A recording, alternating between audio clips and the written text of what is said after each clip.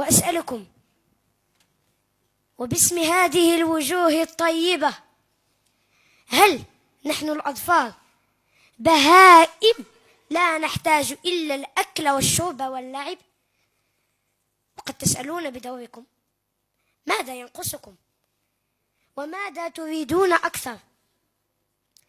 أقول لكم وباسم أطفالكم جميعا، نحن لا نريد أن نكون ممن قال فيهم القرآن: والذين كفروا يتمتعون ويأكلون كما تأكل الأنعام والنار مثوى لهم، والعياذ بالله. نحن نريد الوقاية من النار، ونريد أن تستجيبوا لنداء الله عز وجل القائل في كتابه: يا أيها الذين آمنوا قوا أنفسكم وأهليكم نارا. فنحن من أهليكم، ونحن نحتاج الوقاية من النار. ألستم مسؤولين عنا؟ قال الرسول صلى الله عليه وسلم: كلكم راع وكل راع مسؤول عن رعيته، فأنتم مسؤولون عن أبنائكم خاصة، وعن أبناء المسلمين عامة في هذه البلاد.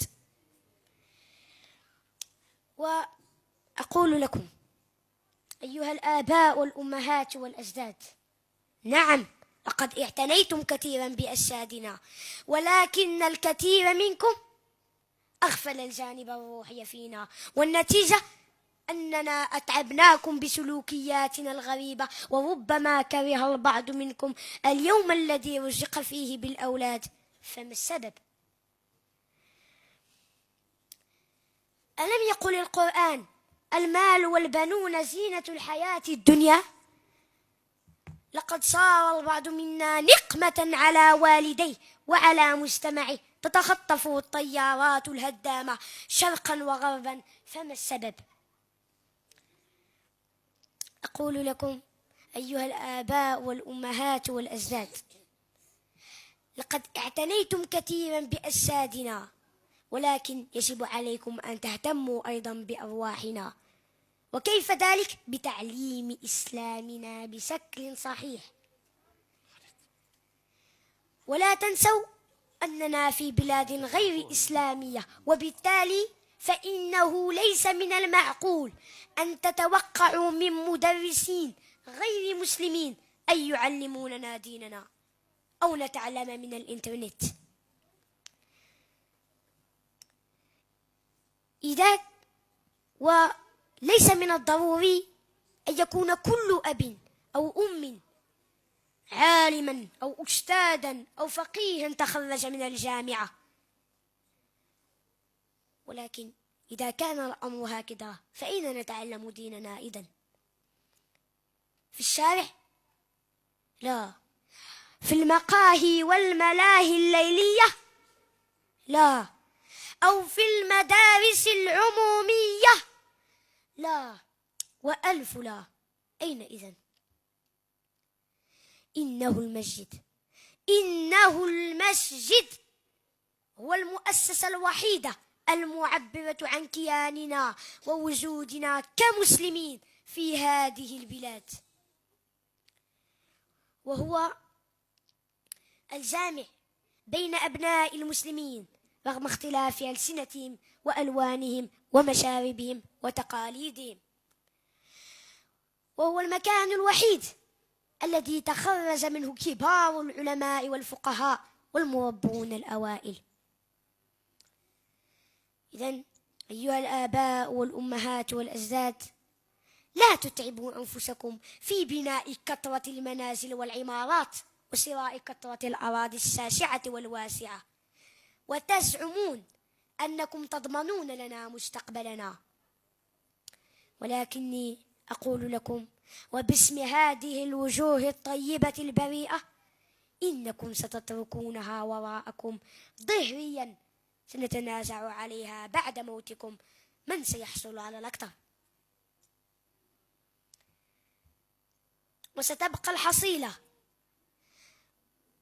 القرآن قال: ولقد جئتمونا فرادا كما خلقناكم أول مرة وتركتم ما خولناكم وراء ظهوركم. إذن ماذا نطلب منكم؟ نطلب منكم أن تبنوا لكم ولنا بيتا في الجنة. وهل يمكن ذلك؟ قال الرسول صلى الله عليه وسلم: من بنى لله مسجدا بنى الله له بيتا في الجنة. إذن ساهموا معنا في بناء هذا المسجد الذي سيبقى صرحا تاريخيا يعبد فيه الله وحده، وستكون لكم صدقة جارية. فكل مصل يصلي هنا، وكل قارئ للقرآن هنا، وكل طفل تعلم سورة هنا ستحصلون على الأجر بإذن الله. إذن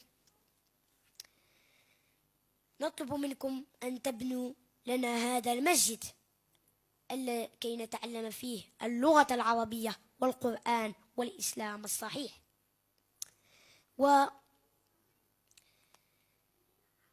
والإسلام هو الذي يعطي للجسد والروح حقهما على حد سواء، ولذلك إذا ساهمتم معنا في بناء هذا المسجد فإننا نستطيع أن نرد لكم الجميل قبل مماتكم وعند محياكم. بارك الله في أعماركم. ولا يجب عليكم أن تظنوا أنكم ستفقرون كما يصور لكم الشيطان الذي يجري مجرى الدم في الإنسان، كما قال القرآن في كتابه: الشيطان يعدكم الفقر ويأمركم بالفحشاء والله يعدكم مغفرة منه وفضلا والله واسع عليم. وكي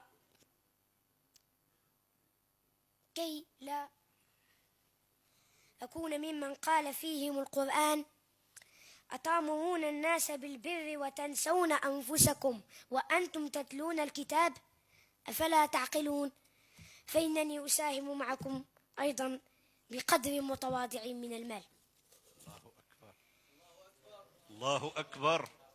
وأنتم تعلمون أنني لست في ذلك مثل سيدنا أبو بكر الصديق الذي تصدق بكل ما لديه من المال، ولا كسيدنا عمر بن الخطاب الذي تصدق بنصف ما لديه من المال. وأود أن أقول لكم بأن هل رأيتم شخصا ساهم في بناء المسجد وأصبح فقيرا؟ لا. إذا أنا أيضا أنفقت كل مالي ولم أخشى الفقر. الله أكبر. ولكن لا زلت أنا لست مثل سيدنا أبو بكر ولا كسيدنا عمر. وفي الأخير أود أن أشكر أعضاء اللجنة الموقرين المحترمين الذين نظموا هذه الفعالية المباركة وسمحوا لي بأن أعطي هذه الكلمة المتواضعة. والشكر موصول لقناة إسلام تيفي وجميع المشاهدين والحاضرين والمستمعين وكل الغيورين على هذا الدين. والسلام عليكم ورحمة الله تعالى وبركاته.